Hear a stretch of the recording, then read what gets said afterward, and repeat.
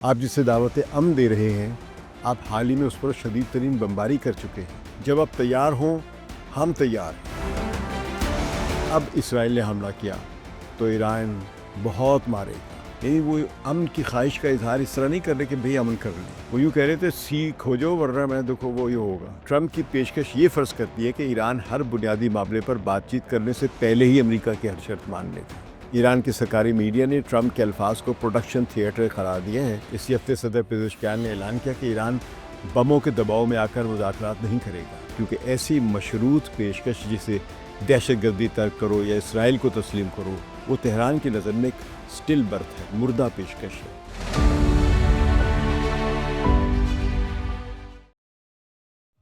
London سے صحافی ثقلین امام کا سلام قبول کیجیے۔ آج ہم ایک تازہ ترین موضوع پر تبصرہ کریں گے۔ امریکہ کے صدر ڈونلڈ ٹرمپ نے ایران کو ایک مشروط قسم کی دعوت امن دی ہے، یا دعوت امن کہہ رہے ہیں، یا نتن یاہو نے جو چیز بہت ہی کروڈ انداز میں کہی تھی انہی باتوں کو انہوں نے ذرا سے ایک ریاستی سطح پر دہرایا ہے۔ لیکن میں آپ کو ایک منظر دکھانا چاہتا ہوں۔ یہ خیال کریں کہ آپ ان سامعین کے سامنے بیٹھے ہیں جو آپ کے چاہنے والے ہیں، اور آپ کھڑے ہیں، پوری دنیا آپ کی تقریر کا انتظار کر رہی ہے۔ آپ کہنا چاہتے ہیں کہ آپ صلح کا دروازہ کھول رہے ہیں، مگر شرطوں کے ساتھ، اور شرطیں بھی جو مختلف دنیاؤں کے درمیان مذاکرات کے آغاز کے بارے میں ہیں۔ ایک مشرق ہے، ایک مغرب ہے، ایک ادھر ہے تو ایک ادھر ہے، ایک بہت طاقتور سپر پاور ہے تو ایک کمزور ملک ہے، ایک مزاحمت کرنے والا ملک ہے تو ایک آپریشن کرنے والا ملک ہے۔ تو آپ جس دنیا کو مخاطب کر رہے ہیں، آپ اس کے ساتھ طے شدہ معاہدے کو انتہائی ہٹ درمی اور بے شرمی کے ساتھ یک طرفہ طور پر ماضی میں مسترد بھی کر چکے ہیں۔ آپ جسے دعوت امن دے رہے ہیں، آپ حال ہی میں اس پر شدید ترین بمباری کر چکے ہیں کہ جب 13 اکتوبر 2025 کو امریکہ کے صدر ڈونلڈ ٹرمپ نے اسرائیل کی پارلیمنٹ یعنی کنیسٹ میں خطاب کیا اور ایران کو امن کی پیشکش کی۔ انہوں نے یہ کہہ کر آغاز کیا کہ وہ ایک دوستی اور تعاون کا ہاتھ ایران کی جانب بڑھا رہے ہیں، مگر ساتھ ہی واضح کیا کہ اس کے بدلے ایران کو دہشت گردی ترک کرنی ہوگی، مسلح گروپوں کی مدد ختم کرنا ہوگی، ہمسایہ ملکوں کو دھمکیاں دینا بند کرنا ہوگی، اور اسرائیل کے وجود کو تسلیم کرنا ہوگا۔ وہ یروشلم یعنی جس کو ہم مسلمان یا عرب قدس کہتے ہیں، القدس، اس میں اسرائیلی قانون سازوں کے سامنے کھڑے ہو کر بولے، یعنی ڈونلڈ ٹرمپ صاحب، جب آپ تیار ہوں گے، کس کو ایڈریس کریں؟ ایران کو، جب آپ تیار ہوں ہم تیار ہیں، اور یہ فیصلہ وہ سب سے بہتر فیصلہ ہوگا جو ایران نے کبھی کیا ہوگا۔ یہ الفاظ جذبات کے آئینے تھے، یعنی بڑے جذباتی انداز میں وہ امن کی دعوت دے رہے ہیں، ایک دعوت، مگر اس کے اندر خوف کا اشارہ بھی چھپا تھا، کیونکہ امریکی اور اسرائیلی بمباریاں ابھی حال ہی میں ایران کی نیوکلیئر تنصیبات پر ہو چکی ہیں، اور خدشات ہے کہ اسرائیل پھر ایران پر حملہ کرے گا۔ مگر بین الاقوامی امور کے ماہر میئر شائمر کہتے ہیں کہ اگر اب اسرائیل نے حملہ کیا تو ایران بہت مارے گا۔ بہرحال کل جب وہ کنیسٹ میں تقریر کر رہے تھے ڈونلڈ ٹرمپ، تو ان کا لہجہ نرم مگر پابندیوں سے مشروط تھا۔ انہوں نے کہا اس خطے کے لیے اس سے زیادہ کوئی اچھا کام نہیں ہو سکتا کہ ایران کے رہنما دہشت گردی ترک کر دیں، ہمسایہ ممالک کو دھمکیاں دینا بند کر دیں، ان کی مسلح نمائندہ تنظیموں کی فنڈنگ روکیں، اور آخرکار اسرائیل کے حق وجود کو تسلیم کریں۔ پھر انہوں نے یہ بھی کہا کہ نہ امریکہ اور نہ اسرائیل ایران کے عوام کے خلاف کوئی دشمنی رکھتے ہیں، مگر اس کے باوجود ان کے الفاظ زیادہ تر مفاہمت کی التجا سے خالی، بلکہ ایک لحاظ سے مخالف کو تابعداری پر مجبور کرنے کے مترادف تھے۔ یعنی وہ امن کی خواہش کا اظہار اس طرح نہیں کر رہے کہ بھئی امن کر لیں، وہ یوں کہہ رہے تھے سیکھ ہو جاؤ ورنہ میں دیکھو وہ یہ ہوگا۔ تو ان کی شرائط زمینی حقائق سے ان کی بے خبریت ظاہر کرتی ہیں۔ ان کی مراد تھی کہ تہران احترام دوبارہ حاصل کر سکتا ہے، بشرطے کہ وہ تمام معاہدے کرے جو اس کی رہنما برسوں سے غیر قابل قبول تصور کرتے رہے ہوں۔ یہ سب بالواسطہ ایک پیغام تھا کہ امریکہ کی سفارتکاری تبادلے کی نہیں، فاصلوں میں اضافے کی ہے، یعنی پیشکش کے ساتھ ہی ایک امتحان لگا دینا کہ آیا ایرانی مکمل تعاون کریں یا مکمل کریں گے یا نہیں۔ ایران کا رد عمل بہت تیز تھا۔ ایرانی وزیر خارجہ عباس عراقچی نے کہا کہ یہ امریکی دعوت متضاد ہے، یعنی الفاظ اور اعمال میں تضاد ہے، کیونکہ جس ملک نے ایرانی تنصیبات پر بمباری کی ہو اور پابندیاں لگائی ہوئی ہوں وہ امن کی بات نہیں کر سکتا۔ یہ کیسے کر سکتا ہے؟ صدر مسعود پزشکیان نے امریکہ اور مصر کی سرپرستی میں ہونے والی شرم الشیخ میں ہونے والی سربراہی جو امن کانفرنس تھی اس کی دعوت قبول کرنے سے انکار کیا تھا، وہ نہیں آئے، اور انہوں نے کہا تھا کہ ایران ایسے فورم کو لیجیٹیمیسی نہیں دے سکتا جہاں انہوں نے ایران کی خود مختاری پر حملہ کیا ہو۔ ایران کے سپریم لیڈر آیت اللہ خامنئی نے اگرچہ براہ راست ٹرمپ کے خطاب کا ابھی تک کوئی جواب نہیں دیا ہے، مگر ان کی پالیسی ہے کہ ایران کبھی دباؤ کے سامنے نہیں جھکے گا اور وہ دھمکی کے تحت مذاکرات بھی نہیں کرے گا۔ صدر ٹرمپ کی تقریر نتن یاہو کی تقریروں سے اس حد تک مختلف تھی کہ انہوں نے ایرانی لیڈروں یعنی حکومت کو امن کی دعوت دی، یعنی ان سے مخاطب کیا۔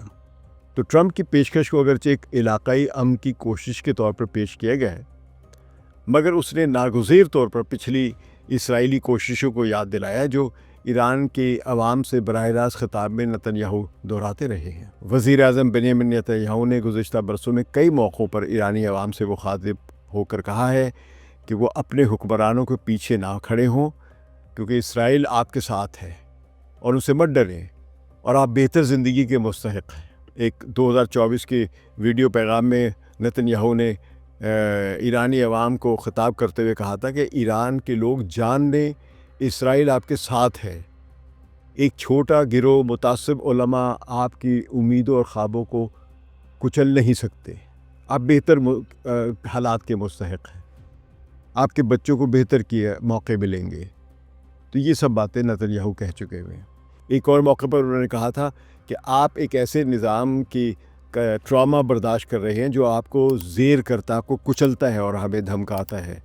ایک دن ایران آزاد ہوگا، عورت، زندگی اور آزادی وغیرہ، جو کہ ایران کے حزب اختلاف کے لوگ یہ نعرے لگاتے رہے ہیں۔ تو نتن یاہو کی زبان ایک قسم کی ریڈ لائن انہوں نے بنائی کہ ایران کے عوام اور ایران کی حکومت یعنی جو ان کا نظام ہے دو مختلف چیزیں ہیں۔ وہ عوام کے حق میں ہمدردی پیش کرتے اور حکومت کے جو نظام ہے اس کو وہ تنقید کا نشانہ بناتے رہے نتن یاہو۔ تو ٹرمپ اور نتن یاہو کے نقطہ نظر کا فرق طاقت اور اخلاقیات کے پس منظر میں واضح ہوتا ہے۔ مطلب ٹرمپ ایک ملک کے صدر کی حیثیت سے ایران کو ایک ریاست کی طرح مخاطب کر رہا ہے۔ تو ٹرمپ کی گفتگو اس ایرانی قیادت کو راضی کرنے کی کوشش تھی، جبکہ نتن یاہو کی تقریریں یا کوششیں وہ ایرانی قیادت کو اقتدار سے باہر پھینک دینے کی باتیں کرتی رہی ہے۔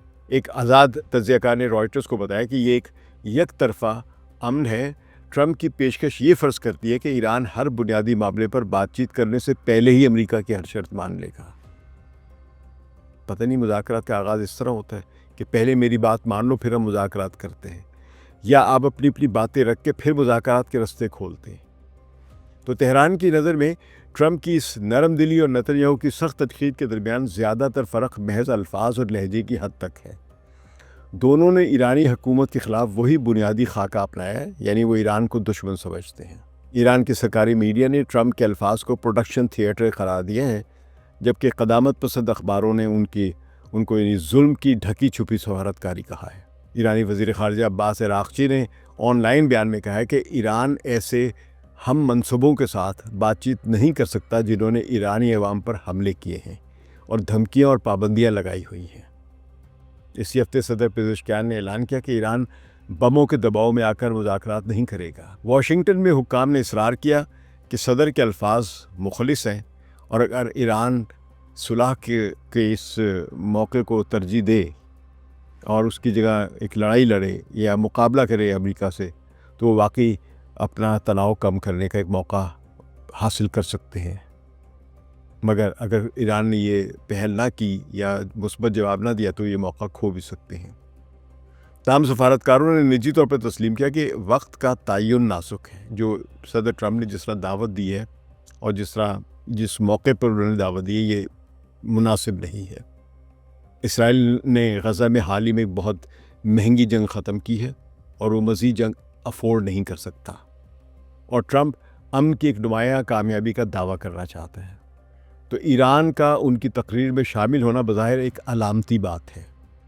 تہران کا مکمل انکار دونوں کے درمیان برسوں سے جاری کشیدگی کی وجہ سے ٹرسٹ ڈیفیسٹ یا اعتماد کے فقدان کی ایک نشاندہی کرتا ہے۔ یعنی تو نیتنیاہو کی ماضی کی اپیلیں ایرانی عوام کے لیے تھیں، جبکہ ٹرمپ کی پیشکش ایران کی ریاست کو ہے۔